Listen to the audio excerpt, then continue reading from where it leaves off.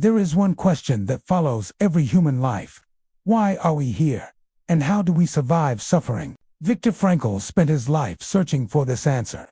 But history forced him to find it in a Nazi camp. He was born in Vienna in 1905, in a world trying to understand the human mind and human suffering. From early on, Frankl was not only interested in psychology, but in one question: what gives life meaning? He worked with people suffering from depression and suicide, seeing that many felt life had no purpose. Then, in 1942, everything changed. Frankl was arrested by the Nazis along with his family. He was sent to concentration camps, including Auschwitz, where life as he knew it disappeared. His home, his career, and his identity were stripped away. He was reduced to a number. Most devastating of all, he later learned his parents, brother, and wife all died in the camps. Frankl was left completely alone in a world built on suffering and death. Inside the camps, prisoners faced starvation, cold, humiliation, and constant fear of death.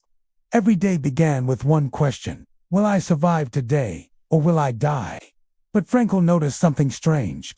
Not everyone broke in the same way. Some prisoners collapsed quickly, while others held on mentally even in the same conditions. He began to study this difference carefully, observing human behavior under extreme suffering. He discovered something powerful. Survival was not only physical, but psychological. Those who survived often had something to live for, even if it was small or imagined. Some held on to memories of loved ones, others to future goals or unfinished work. Frankl himself held on to the idea that he would one day rebuild his lost manuscript. That future hope became an anchor in a world designed to destroy hope. He realized something life-changing: between stimulus and response, there is a space. In that space lies your freedom to choose your attitude. Even in suffering, even when everything is taken from you, your mind still has one freedom left. Frankl saw prisoners slowly lose hope, and with it, their will to live. He described this as the death of the soul before the body. Without meaning, suffering becomes unbearable, and life begins to collapse inward. But with meaning, even extreme suffering can be endured. Frankl shifted his thinking. Instead of asking, "Why is this happening?" he asked, "What is life asking of me?" This change gave him psychological strength inside the camps. Hope is not just emotion, Frankl realized, but a structure of the mind. Without a future, the human mind collapses into despair. In 1945, the camps were finally liberated, and Frankl survived. But survival was not the end, it was the beginning of understanding. He returned to Vienna and discovered almost everything and everyone he loved was gone.